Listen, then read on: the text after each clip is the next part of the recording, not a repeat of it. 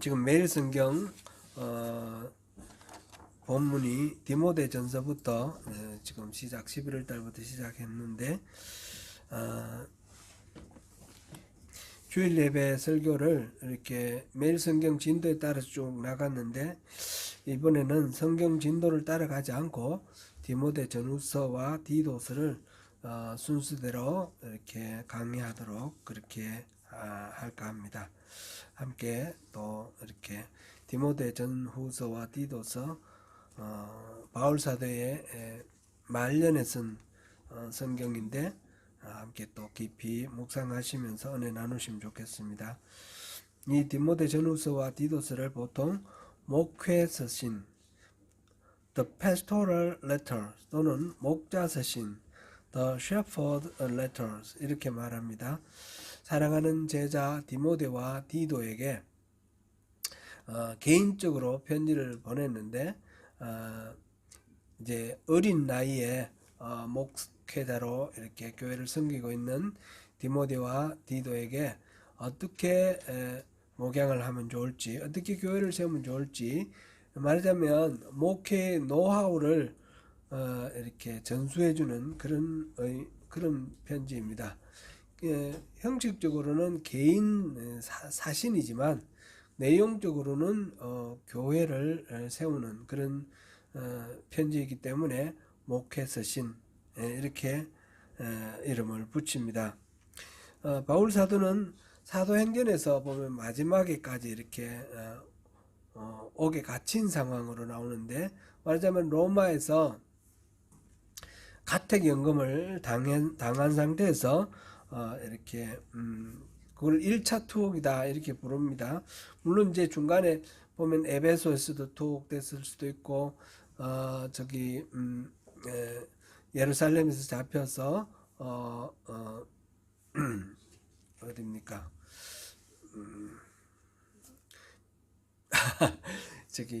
지중해 연안에 있는 유대 그 가이사랴 맞죠? 거기에도 같이 있어요. 한 2년 동안 같이 있었지 않습니까? 바울이 옥중 생활을 여러 번 했는데 그 중에서 이 성경에 나온 아주 중요한 그런 거는 1차 옥중 생활은 로마에서 하는 거고 두 번째도 로마에서 하는 옥중의 생활입니다. 그런데 그 사도행전 마지막 부분에 나오는 그거를 1차라고 얘기를 하고, 그리고 난 뒤에 석방이 됐습니다. 석방이 돼 가지고 이제 그 에게해 끝에 있는 크레타 섬 있지 않습니까?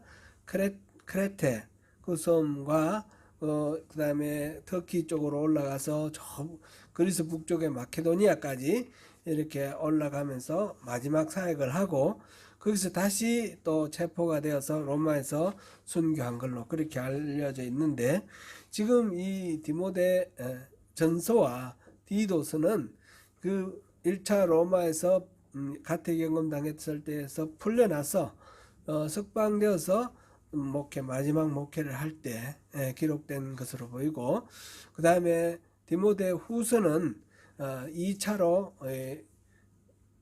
체포되어서 로마에서 옥중 생활할 때에 그때의 마지막으로 거기서 쓴 편지로 그렇게 알려져 있습니다. 신학자들 간에는 이 디모데 전후서와 디도서가 앞에서 쓴 바울의 서신과 약간 조금 차이가 나는 부분들이 좀 있습니다. 그래서 이거는 바울이 쓴 편지가 아니라 나중에 제자들이 쓴 편지 아니냐 그런 논쟁도 있는데 그렇게까지 볼 필요는 없을 것 같습니다. 바울의 말년에 노년에 쓴 편지다. 우리가 그렇게 이해하면 되겠고요. 디모데전서 들어가서, 디모데전서는 에베소에서 목회하고 있던 디모데에게 쓴 편지입니다. 디모데는 늘 바울과 함께 선교를 다니던 그런 수종하던 그런 제자이죠. 근데 마게도니아를 갈 때 중간에 에베소에서 떨어뜨리고 갔습니다. 그 이유가 여기 오늘 쭉 나오는데 오늘 자세히 이제 또 보기로 하고요. 이 디모데를 처음 만나기는 1차 전도 여행 때 루스드라는 곳에 들렀다가 그곳에서 디모데가 그 디모데의 외할머니와 디모데의 어머니가 복음을 받아들인 것 같고, 그 다음에 이제 2차 전도여행 다시 그곳으로 갔을 때에 디모데가 함께 바울과 동행을 하게 되었다. 이렇게 사도행전에서 우리가 볼 수 있습니다. 이 당시에는 아마 디모데가 10대 후반 아닐까, 10대 한 18세, 19세, 그러니까 어린 나이에 바울을 따라다녔고, 그 다음에 10년, 20년 다녔지만 지금 아마 뭐 30대 초반이거나 이때 지금 목회하고 있으면서 이 편지를 받는 것으로 그렇게 생각하면 좋을 것 같습니다. 그만큼도 안 됐을 수도 있고요. 20대일 수도 있고요. 그런데 이 디모데는 바울에게 너무너무 충실한 동력자였습니다. 빌립보서 2장 19절 22절 보면 디모데에 대해서 특별하게 이렇게 이야기하는 장면이 나오고요. 오늘 본문 2절에서도 보면 믿음 안에서 참 아들 된 디모데라고 그렇게 말합니다. 이제 이 디모데와 디도를 바울은 아들들로 이렇게 불렀습니다. 지난주에 우리가 그거 봤나요? 마가 같은 경우도 수요일 날 봤군요. 바나바의 생질이었던 마가 같은 경우도 나중에 바울의 신임을 많이 받게 되는데 마가도 아들이다 이렇게 부르는 장면이 나옵니다. 이 아들이라고 부르는 것은 특별한 사랑과 애정으로 이렇게 아끼던 제자라는 그런 의미로 우리가 이해하면 되겠습니다. 오늘 본문 1, 2절은 인사와 축복을 전하는 편지의 머릿글에 해당됩니다. 바울은 자신이 하나님과 그리스도의 명령을 따라 사도가 되었다 이 말을 하는데, 거기서 하나님을 구주라고 그렇게 표현을 하고 있습니다. 우리 구주 하나님과, 보통 구주라는 말은 예수님한테 주로 붙이는 그런 호칭이었는데 여기서 우리 구주 하나님 이렇게 사용하는 것은 조금 이렇게 눈에 띄는 부분입니다. 이 표현은 다른 곳에서도 나오는데 디모데전서 2장 4절, 4장 10절, 디도서 1장 3절, 2장 10절, 3장 4절 모두 다 목회서신에서 이렇게 하나님을 우리 구주 하나님 이렇게 부른다라는 것을 이렇게 한번 주목해 볼 필요가 있을 것 같습니다. 왜 구주라고 그랬습니까? 구주라는 말은 우리를 구원해 주신 주님이라는 뜻 아닙니까? 곧 하나님께서 독생자를 통해서 우리를 죄와 사망에서 건져내 주시고 새롭고 영원한 생명을 주셨기 때문에 구주다 이렇게 표현을 했습니다. 유대인들도 하나님을 구주라 표현한 그런 부분이 있습니다. 또 예수님을 우리 소망이신 그리스도 예수 이렇게 표현했는데, 예수님은 다시 오셔서 재림하셔서 공평과 정의의 하나님 나라를 세우시고 우리를 구원해 우리가 이제 예수를 믿음으로 구원 받았는데 이미 받은 이 구원이 우리가 살아가면서 날로 성화 과정을 통해서 두렵고 떨림으로 구원을 이루어 가다가 마침내 예수님 오실 때 완성이 됩니다. 그 완성되는 구원, 그 구원을 이루실 분이 하나님이시기 때문에 하나님에 대해서 우리의 소망이다 그렇게 표현을 했습니다. 하나님 아버지와 예수 그리스도께서 바울을 예수 그리스도의 사도가 되도록 그렇게 명령하였다라고 그렇게 표현되어 있습니다. 사도가 되는 것은 예수님의 12제자가 사도죠. 누가 사도로 세웠습니까? 예수님이 세우셨습니다. 예수님의 12제자 중에 한 사람 유다가 예수님을 배반했기 때문에 나중에 예수님이 십자가에서 죽으시고 부활하셨다가 승천하시고 난 뒤에 남은 제자들이 그 12제자 중에 한 사람을 채우는데 마띠아라는 사람을 채우는데 기존이 예수님을 따라다니면서 예수님으로부터 직접 가르침을 받았던 제자 가운데 한 사람을 뽑아서 그렇게 마띠아를 세웠습니다. 그래서 이 바울 사도가 사도라고 이야기를 했을 때 초대교회에서는 많은 어떤 문제가 있었습니다. 분쟁이 있었습니다. 그래서 바울 사도를 가짜라고 그러고 바울 사도의 가르침을 부정하고 그런 거짓 교사들이 따라다니면서 괴롭혔는데, 바울 사도는 자신이 사도가 된 거는 사람들이 사도로 초대해서 사도가 된 것이 아니라 부활하신 예수님께서 직접 자신을 만나서 이 이방인을 위한 복음의 전도자로 사도로 직접 임명하셨다라고 그렇게 이야기를 했습니다. 근데 다른 사람들이 잘 그걸 받아들이지 않았기 때문에 많은 그런 어려움을 겪었는데, 고린도후서에 보면 특별히 바울 사도가 자신이 사도됨을 이렇게 변증하는 그런 이야기들을 많이 했습니다. 사도는 사람이 임명하는 것이 아니다. 하나님이 임명하시는 것이다. 그리고 사도의 사도됨은 다른 것이 아니라 바로 실제로 그 하나님의 복음을 전하는 그 사명을 감당하는 그 삶 자체에서 증거가 나온다. 그렇게 얘기를 하면서 자신은 바로 그런 삶을 살았다. 그렇게 얘기를 합니다. 그러나 이제 교회사에서 사도는 초대교회 12사도 외에 이제 바울과 이제 사도행전에서는 바나바도 사도라고 그럽니다. 바나바도 사도라 그러고, 그 다음에 초대교회에서는 디모데 같은 경우 디모데나 디도나 이런 사람도 사도라고 불렀습니다. 근데 최근에 와서 또 신사도 운동이라는 게 또 있습니다. 지금 굉장히 조금 이렇게 논란이 되고 있는데, 문제가 되고 있는데, 자신이 사도라는 겁니다. 사도를 이렇게 신사도 운동하는 그 사람들이 안수를 해서 사도를 임명합니다. 사도를 임명하면 그 사람들이 내가 사도다 그래 이렇게 하는데, 그 특별하게 어떤 하나님의 은혜를 독점하는 그런 이단의 흐름이다. 이렇게 우리가 보는 것이 더 옳겠습니다. 어쨌든 사도는 그런 이름이 있었는데, 중요한 것은 여기서 바울 사도가 고백하는 바가 하나님 아버지와 예수 그리스도가 나를 사도로 임명했다라는 겁니다. 이 하나님의 일을 하는 하나님의 일꾼은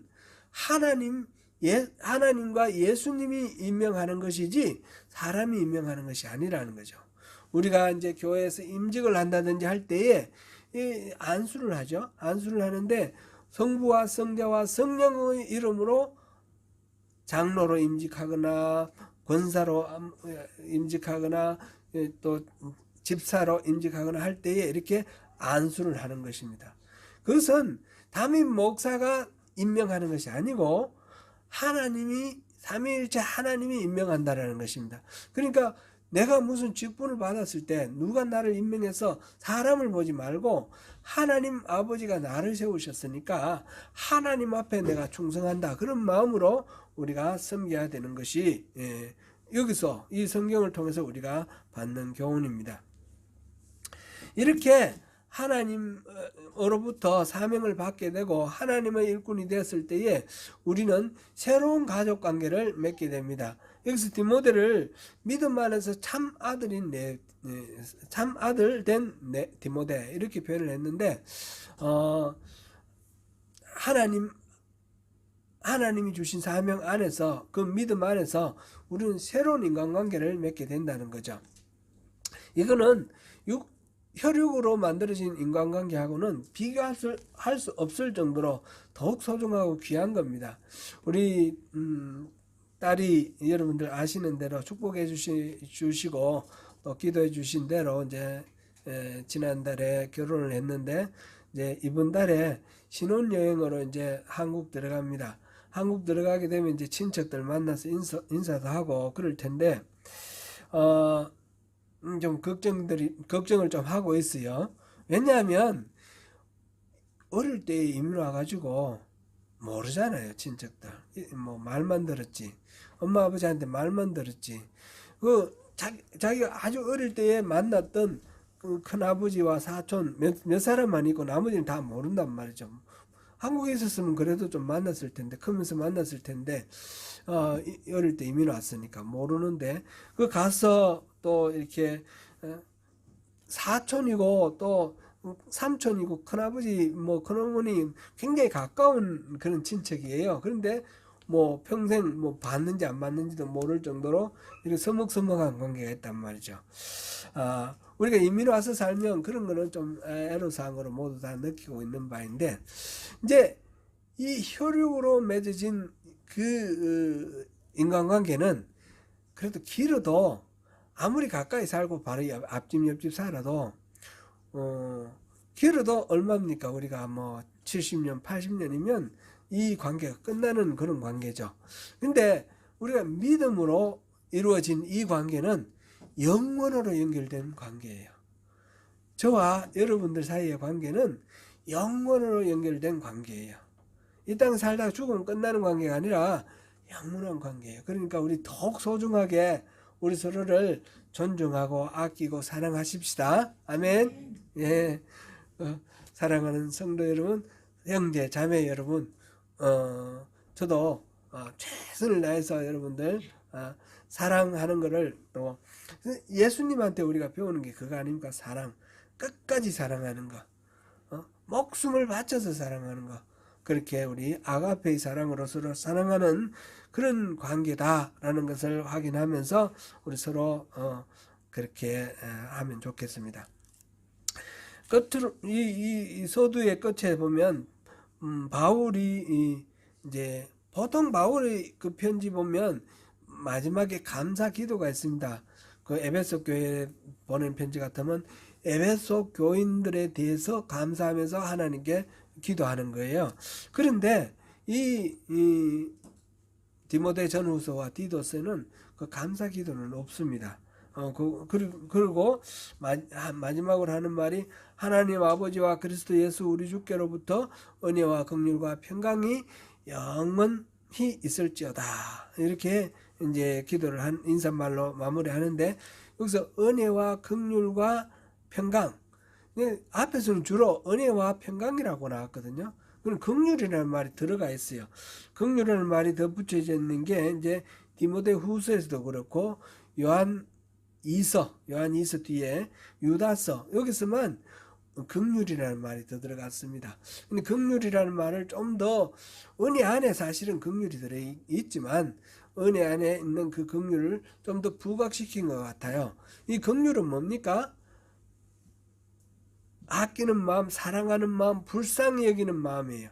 이 긍휼은 긍휼을 받을 수 있는 자격이나 어떤 조건이 없습니다. 어떤 가치가 있어야지 되는 것도 아니고 긍휼 이 대상이기 때문에 그냥 긍휼을 베푸는 거예요. 하나님이 우리를 그런 마음으로 긍휼히 여기시고 사랑하시는 겁니다. 우리 그 긍휼 우리가 그 긍휼을 입은 사람이다라는 것을 이 바울 사도의 인사말에서 우리가 확인하면 좋겠습니다. 바울은 디모데에게 에베소에 남도록 권하면서 부탁을 했는데 어떤 사람들이 그곳에서 다른 교훈을 가르치지 못하도록 하라. 그게 임무입니다.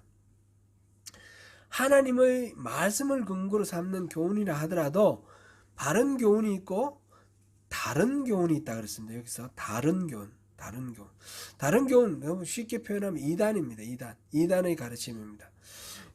바른 교훈이 있는가 하면 다른 교훈이 있는데 이 다른 교훈을 가르치지 못하게 하라. 이 하나님 말씀을 가르치더라도 이 다른 교훈과 바른 교훈이 있다는 것을 목회자들은 분별할 수 있어야 되고, 또 이 다른 교훈이 확산되지 않도록 할 책임이 있다라는 것을 지금 여기서 디모데전서에서 분명하게 말하고 있습니다. 이 에베소 교회에 들어온 다른 교훈, 다른 발음이 비슷해가지고 저도 헷갈리고 들으시는 분들도 헷갈리실 것 같은데, 이 이단이라고 표현을 아주 쉽게, 이 이단 사상은 여기서 뭐라고 표현되었냐면 신화와 끝없는 족보 이야기, 그렇게 표현됐습니다. 주로 이제 이 당시 같으면 구약 성경의 그 이야기를 이렇게 상상력을 붙여서 스토리를 만들어서 해석한 것이고, 유대인들 사이에는 어디 족보가, 이 영적 족보가 또 특별한 족보가 있다 이래서 하는 건데, 말하자면 이게 이제 이 영지주의의 일종입니다. 이게 이제 이 초대교회에서는 바울 사도가 가는 곳마다 이런 거짓 교사들의 가르침과 싸우는데, 대부분이 이 영지주의입니다. 영지주의와 싸우는데 다양한 모습으로 나타납니다. 오늘날 또 보면 이런 영지주의의 흐름이 굉장히 많이 있습니다. 오늘날 우리 조국 대한민국에서 이단이 많이 나오고 활동이 아주 세계적으로 봤을 때 이단이 가장 많이 나오는 데가 아마 우리나라 아닌가 싶을 정도입니다.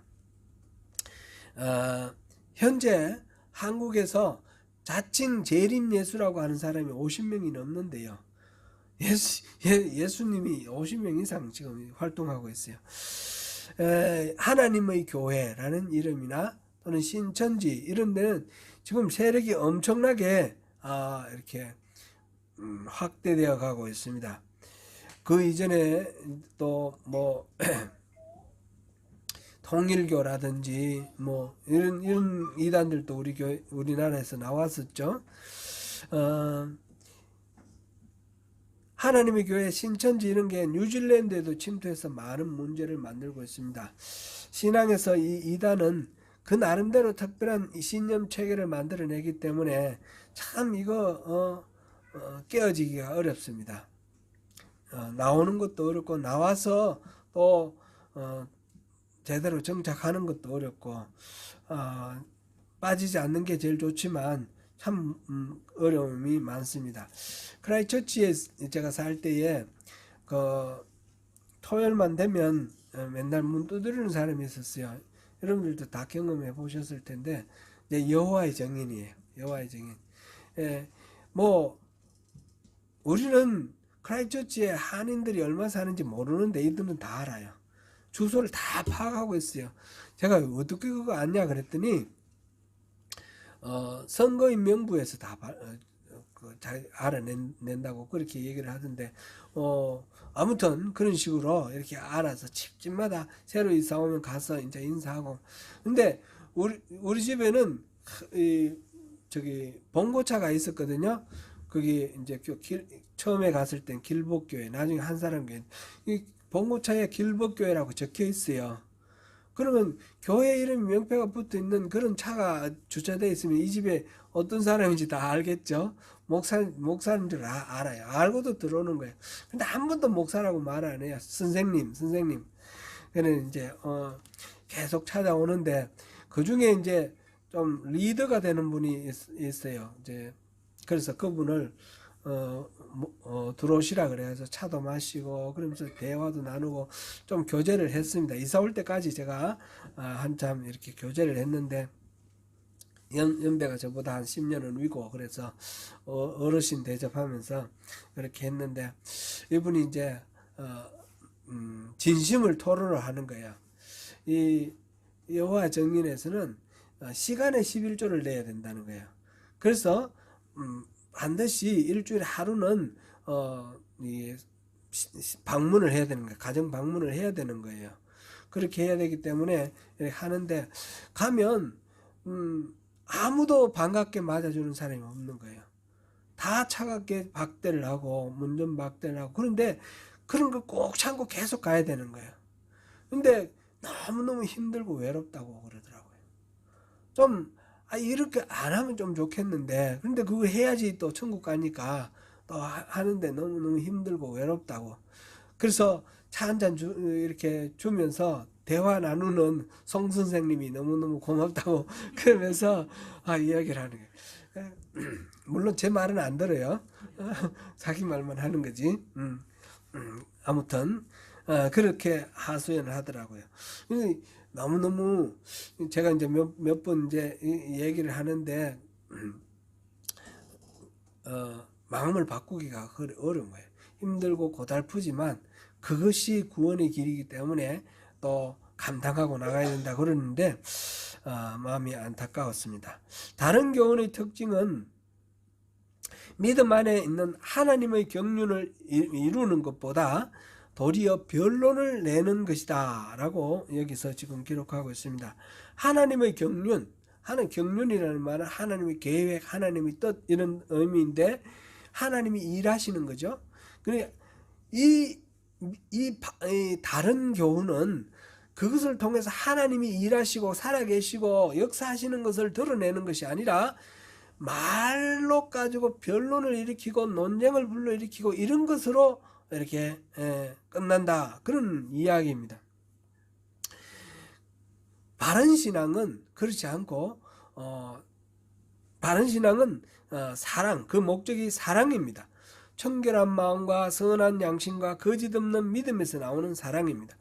여기서 이제 사랑이라는 게 거짓 없는 믿음에서 나오는 사랑 이렇게 마지막 부분만 받는 말이 아니라 청결한 마음에서 나오는 사랑, 선한 양심에서 나오는 사랑, 거짓 없는 믿음에서 나오는 사랑 이렇게 우리가 보아야 되겠습니다.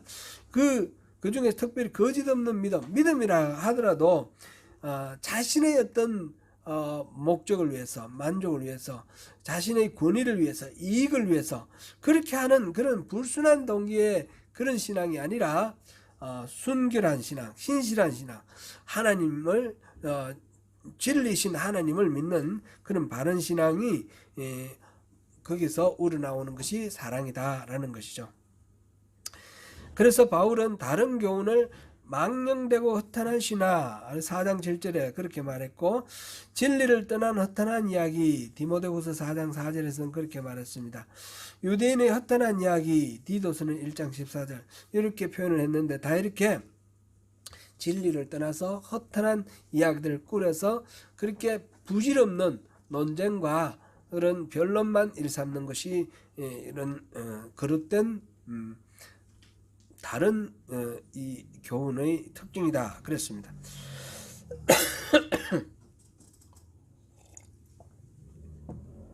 지난달에 우리 아들이 이제 왔었는데 그 얘기 나눈 중에 이제 한 친구를 만난 이야기를 해줬어요. 이 친구는 키위인데 그 사귀는 여자친구가 한국인이에요. 그래서 세미가 미국 가 있는 동안에 자기의 남자친구가 지금 좀 이상하니까 좀 전화로 좀 상담해 주라 이런 부탁을 받고 이 키위 청년하고 이제 통화를 하게 됐대요. 통화를 했는데 요즘은 통신이 좋으니까 페이스톡으로 이렇게 하죠. SNS를 통해서 이제 했는데 뭐 2시간씩 3번 했다든가 그런 식으로 이제 오랫동안 얘기를 했어요. 근데 보니까 신천지예요. 다 구멍을 감추는데 보니까 신천지라서 너 그 가면 이렇지 저렇지 그러면서 이제 얘기를 했더니 다 맞는 거예요. 근데 이 친구가 이제 우리 쌤이랑 얘기하고 난 뒤에는 또 자기의 그 멘토가 있는데 멘토한테 얘기를 합니다. 그럼 멘토가 또 이렇게 또 작전을 짜서 또 가르쳐 줍니다. 그 친구한테 이렇게 대답하라. 그래서 쌤이랑 또 다음 얘기하면 또 대응하는 방법이 또 연구가 되어서 이렇게 나오는데 그렇게 나오면 또 이렇게 대답하고 저렇게 대답하고 하면서 한 1년 전에 한 3번 정도 이렇게 길게 대화를 나누고 그러고는 제 소식을 뭐 바쁘니까 잊어버리고 뭐 또 마음속으로 궁금한 거는 있었지만 물어보지 못하고 있었는데 이분이 와서 마침 만나게 되었다고 합니다. 그래 만나서 물어봤더니 어떻게 됐냐 그랬더니 신천지에서 나왔다고 그래서 너무너무 감사하다고 다행이다고 그런 이야기를 했습니다. 신천지에서는 뭘 가르칩니까? 신천지의 핵심적으로 처음 이렇게 들어갈 때에 처음 이야기하는 게 비유풀입니다. 비유풀이. 제가 이제 옛날에 그 청년부 할 때, 전도사 할 때, 그때 한국에서 그 청년이 하나가 들어가서 비유풀이 그 저한테 또 가르쳐 주려고 막 저를 이제 데리고 가려고 막 얘기하던 그런 게 기억이 나는데, 마태복음 13장에 보면 씨 뿌리는 비유가 있지 않습니까? 그 씨 뿌리는 비유가 있는데 그 제자들에게 그 비유를 그 모든 많은 사람들이 있는데 군중들 앞에서 그 비유를 하고 말씀을 예수님이 전하시고 난 뒤에 제자들에게 따로 설명을 해줍니다. 따로 설명을 해주는데 그때 이제 예수님이 하시는 말씀 중에 그 13장 14절 15절 보면 이사야서를 인용을 하면서 너희가 듣기는 들어도 깨닫지 못하고 보기는 봐도 알지 못한다. 왜냐하면 이 백성들이 마음이 완악해서 듣고 깨달아서 회개할까와 두렵기 때문이다. 이 하나님이 비밀을 딱 감추고 이들에게는 안 알려준다는 거예요. 그리고 예수님이 제자들에게 따라 설명해 주는 이유는 군중들에게는 그 비밀을 감추고 이 제자들은 알려주기 위해서다. 이렇게 이제 우리 그냥 읽으면 그렇게 이해할 수 있어요. 그거는 사실상 이사야서부터 의미가 이거는 징계적 의미예요. 결과론적이에요. 들어도 깨닫지 못하니까 그게 징계인 것입니다. 근데 하여튼 이런 이야기를 하는 것을 이렇게 예로 들면서 너희와 저희 이렇게 표현합니다. 개역 한글에서는 너희와 저희. 너희는 예수님의 제자들, 너희들에게는 내가 비밀을 다 알려주고 저희들, 저 군중들 그들에게는 비밀을 감추어 뒀다. 그래서 신천지는 이 신천지에 들어와서 이 비밀을 들은 사람에게 직접 배워야지, 그렇지 않고 기성 교회에 다니는 그 바벨론 교회에 다니는 저 사람들은 비밀이 딱 감춰져 있기 때문에 알지 못한다. 그 비밀은 이만희 청계로부터 시작해서 신천지에게만 딱 이렇게 감춰져 있다. 그러니까 이 교회 다니는 사람들은 다 백날 믿어봐야 천국 못 간다. 우리들만 14만 4천 명, 우리들만 천국 간다. 그러면서 열심히 그거를 가르치고 배우는 거예요. 너무 그럴듯하잖아요. 그럴듯해요. 우리 깜빡하면 속습니다. 근데 이 마태복음 13장 거기에 보면 35절에 보면 무슨 이야기가 나오냐면 이는 선지자를 통하여 말씀하신 바 내가 입을 열어 비유로 말하고 창세부터 감추인 것들을 드러내게 하려 함이라. 예수님이 비유로 말씀하신 이유는 비밀을 감추기 위해서가 아니라 창세부터 감춰져 있던 비밀을 드러내기 위해서 비유로 말씀하신다는 거예요. 예수님 지금 신천지가 얘기하는 거하고 정반대입니다. 에베소서에 들어가면 우리 에베소서 우리가 강의했을 때 우리 그거 다 보았는데 하나님께서 창세 때부터 감춰졌던 이 비밀을 바울에게 깨닫게 해주셨어요.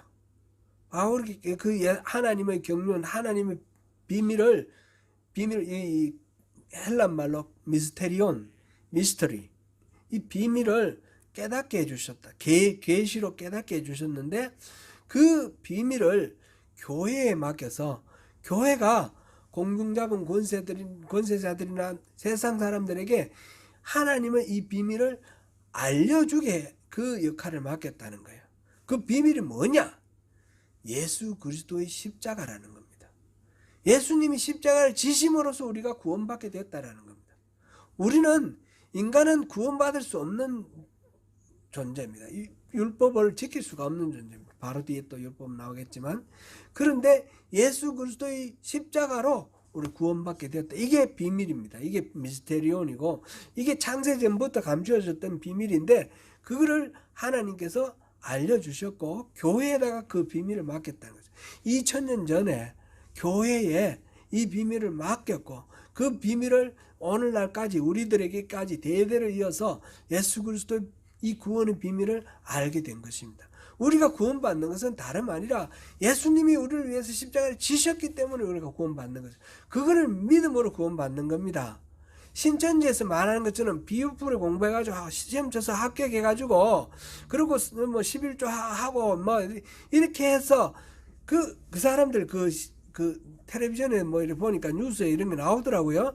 보니까 까만 옷 입고 줄 쫙 쥐어가지고 수백 명이 오와 열을 딱 맞춰 군인처럼 이렇게 해가 무릎 꿇고 앉아서 시험 치더라고요. 그런 식으로 해가지고 거기에서 합격해가지고 통과되고 또 헌금 얼마 해야 되고 또 뭐 또 전도는 몇 사람을 또 새로 데리고 와야 되고 이런 것 때문에 구원받고 천국 가는 게 아니라는 겁니다. 그거는 여호와의 정인도 그런 거죠. 10의 1조를 바쳐가지고 열심히 해가지고 이래가지고 구원받는 게 아니라는 겁니다. 그 사람들은 나름대로 자기들이 진리를 갖고 있다고 치지만 결국 이 핵심적인 진리를 모르는 거 아닙니까? 자신의 노력과 공로로 뭔가 성과를 이루어서 그래서 구원을 쟁취하는 것이 아니라 예수 그리스도 보혈, 긍휼, 그 무한하신 사랑의 덕분으로 우리가 값없이 죄를 용서받고 우리가 구원받는 겁니다. 이게 진리입니다. 다른 데는 진리가 없습니다. 그 외에는 아무것도 진리가 아닙니다. 이 이단들의 허탄한 이야기들 뻔하게 성경에 다 밝히 드러내 놓여 있는 이 비밀을, 이 사실을 우리 교회에게 맡겨놓고 우리에게 알려주신 이 진리를 쓸데없는 말로 가지고 복잡하게 만들어 헷갈리게 만들고 미혹하게 만들어서 이 변론을 만들고 논쟁을 만들고 이런 것들이 이단이라는 겁니다. 이게 그 다음에 율법의 의미에 대해서 이야기를 하는데 율법은 사람이 그것을 적법하게 쓰면 선한 것입니다. 율법 주의는 나쁜 것이지만 율법은 원래 좋은 것입니다. 우리가 율법주의에 대해서 계속해서 우리가 좋지 않다라는 것을 우리가 보았는데 율법은 원래 좋은 것입니다. 율법은 오늘 본문을 보니까 옳은 사람을 위하여 세워진 것이 아니고 죄인을 위해 세운 것입니다. 이렇게 되어 있습니다.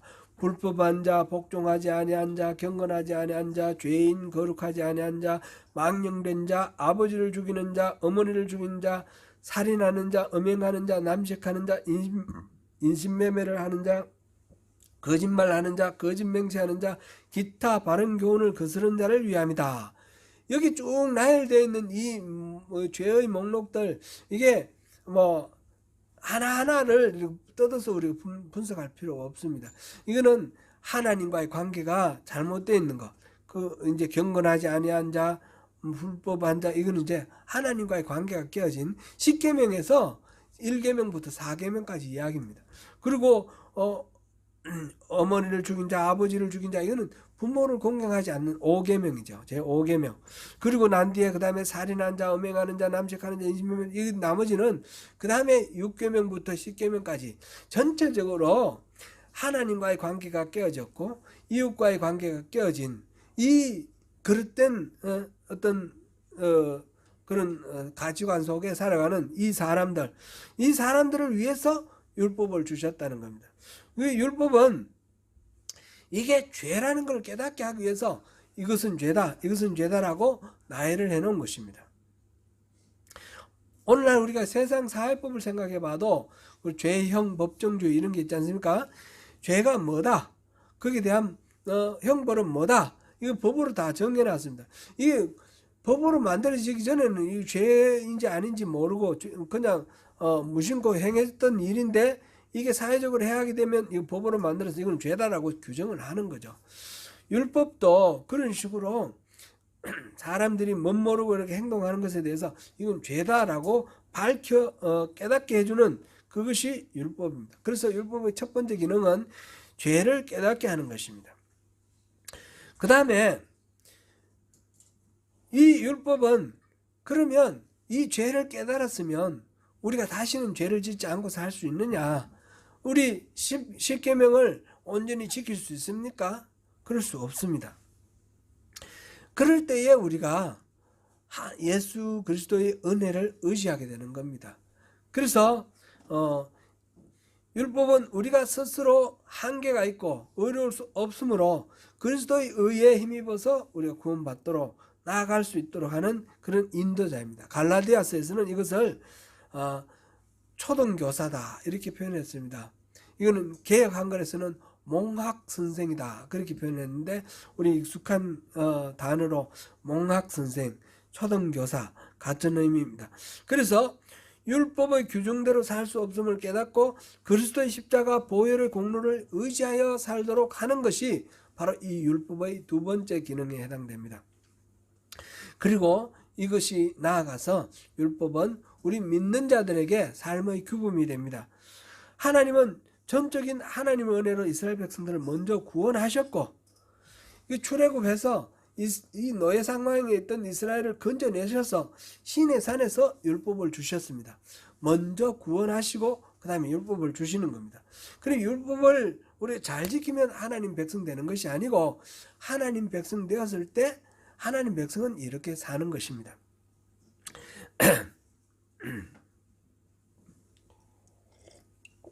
말하자면 세상은 지뢰밭입니다. 그래서 지뢰밭에 제가 이제 옛날에 군대에 있을 때 생각해 보면 지뢰가 쫙 뿌려져 있는데 거기는 표시가 있습니다. 역삼각형으로 이렇게 지뢰 이렇게 해놓고 그 지뢰가 그 편만 있는 데는 들어가면 안 되는 거죠. 옆에는 길이 아니면 들어가지 말라, 길이 아니면 가지를 말라 이런 표를 갖다 붙여놓고 그래 놨습니다. 그거는 우리 인간의 자유를 제약해서 이렇게 아름다운 자연 강산이 있는데 거기 막 다닐 수 있는 이 자유를 억압하기 위해서 그런 거 붙여놓은 것이 아니고 그곳에 들어가면 지뢰가 터지고 발목이 날아가고 목숨이 끊어질 수 있으니까 안전을 지키기 위해서 그렇게 안전장치를 해놓은 겁니다. 율법도 마찬가지라는 거죠. 그것을 어기게 되면 살인을 하게 되고 도둑질을 하게 되고 간음을 하게 되면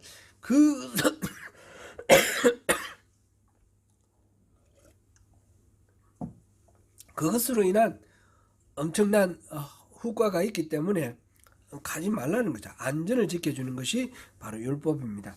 율법은 이렇게 하나님이 우리에게 좋은 선물로 주신 것입니다. 죄인인 우리에게 우리가 살아가는 존재 자체가 죄임을 깨닫게 하시고 하나님을 의지하면서 살도록 하면서 하나님의 그 은혜 안에서 이렇게 머물도록 하는 것이 율법입니다. 얼마 전에 서울신대에서 서울신학대학 성결교 신학인데 박영식 교수라는 분이 해임이 됐습니다. 이 사람이 이제 해임된 이유가 그 교단의 진화론과 일치하지 않는다. 그래서 이단이다 이렇게 해서 쫓겨났는데 이 박영식 교수가 얘기한 게 뭐냐면 요즘 창조과학이라는 곳에서 뭐 얘기하기를 이 우주의 역사가 6,000년이라는 거예요. 성경에 나오는 창세기에 나오는 그 사람들 나이를 전부 보태가지고 해수를 따져보니까 6,000년이라는 거예요. 우주의 역사가 6,000년이다. 그래 과학에서 말하는 지질학이나 생물학이나 하는 모든 것들은 다 거짓이다. 이렇게 이제 계속 가르치는 거예요. 교회에서. 이제 그렇게 이 역사를 우주와 지구의 역사를 줄인다고 해서 하나님이 더 이렇게 거룩해지시고 뭐 더 진리 가까운 거 아니다. 이제 하나님이 우주를 만드시고 우주가 지금까지 이렇게 있으면서 변화되어 왔고 생물도 이렇게 변화되어 왔다. 그러면서 하나님 창조 속에 진화적인 그런 요소가 있다. 이런 이야기를 했는데 말하자면 창조론을 거부하고 진화론을 추구했다. 이래가지고 이제 쫓아낸 거죠.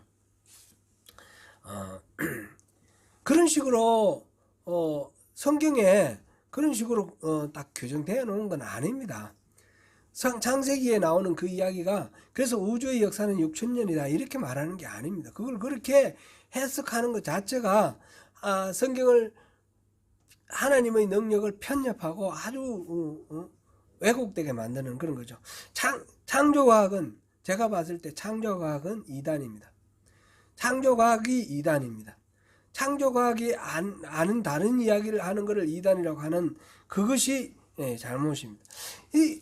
이런 이야기는 2000년 동안 사실상 여기에 대해서 고민이 없었습니다. 이거 가지고 뭐 알바하지 않습니다. 우주 역사가 얼마냐 과학적으로 이렇게 밝혀지는 대로 됐는 것이지 그것 때문에 문제가 되고 그러지는 않았는데 이게 이제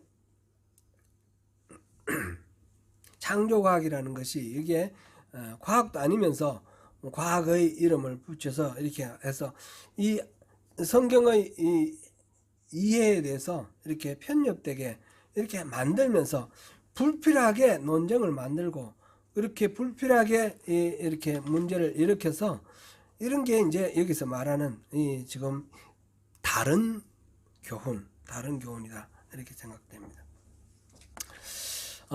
우리는 율법의 의미를 잘못 이해하고 있을 때가 많습니다. 남의 잘못과 허물을 정죄하는 칼로 율법을 쓰기도 합니다. 교회에 자기 의로 가득합니다. 남을 정죄하는 혐오와 정오가 가득합니다. 이것은 바른 교훈이 아니라 다른 교훈이라는 거죠. 바른 교훈의 궁극적인 목적은 신앙이라는 것이 결국은 사랑으로 하나님의 성품인 사랑이 드러나야 되는 것이고 긍휼과 은혜와 평강이 드러나는 것이 바로 올바른 신앙이라는 것입니다. 사랑하는 성도 여러분, 바른 교훈의 핵심, 청결한 마음과 선한 양심과 거짓 없는 믿음에서 나오는 사랑, 이 사랑으로 꽃피우지 않는 것은 모두 다가 허탄한 것입니다. 하나님은 사랑이시기 때문입니다. 오늘 또 주님이 주신 바른 교훈, 참된 율법으로 하나님의 사랑을 드러내는 가운데 주님이 주시는 참된 자유와 평강을 누리시는 저와 여러분 되시기를 축복합니다.